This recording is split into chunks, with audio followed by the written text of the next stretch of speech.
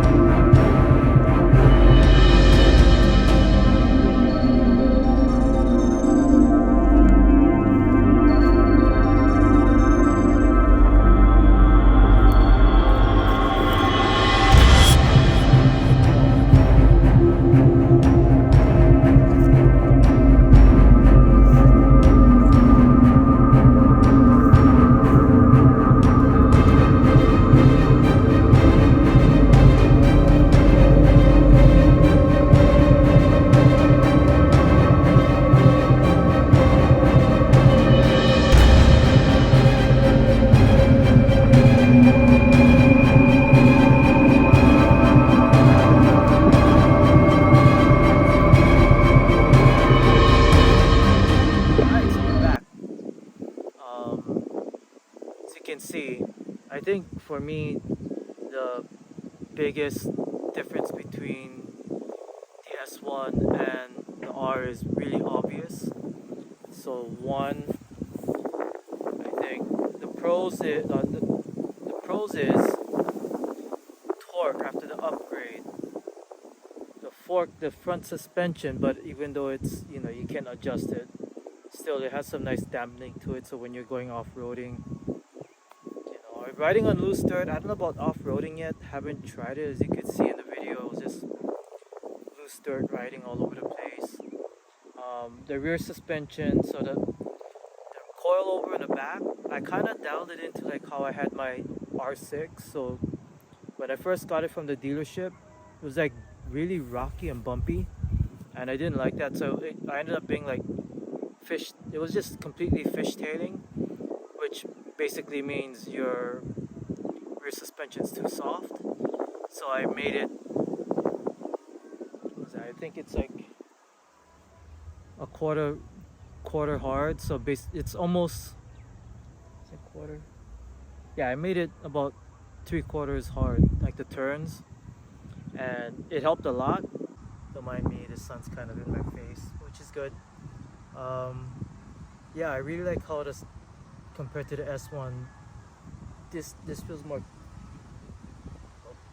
feels more capable than the S1. I mean, for my weight, I feel like the torque on this after doing the firmware update, it really does pull. I'm about 170 pounds, and going in the same dirt trail here every time, I feel like there wasn't really any torque in the S1. It felt more like the S1 is more of just your cruise bike. You just ride around the neighborhood, take it to go to like the mall, whatever.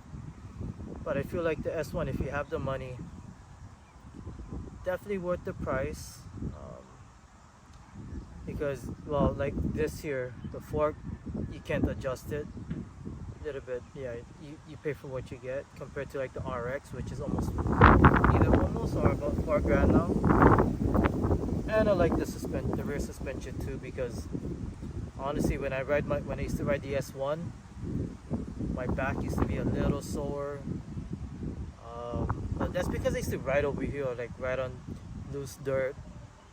But yeah, my overall thoughts: get the update if you have the money. Get the R if you want. But yeah, this is like basically your racing package, where just like the old Mitsubishi Evolution 8 and 9, how the MRs never came with interior. They got interior, but they never came with electronics basically. So it was like power window, no power windows. I think it didn't even have power steering. And racing stuff. So this is basically what it is. It was to make that analogy. It's like comparing it to how Mitsubishi came in with the Evo 8 MR back in the day, where you got nothing, like no power window, you got you got no headlights. So well, that's minor to me. I could planning on getting the cane built once later. But yeah, anyways, thank you for those of you that commented on my old video and asked, kind of messaged me on Instagram where's my S1 now.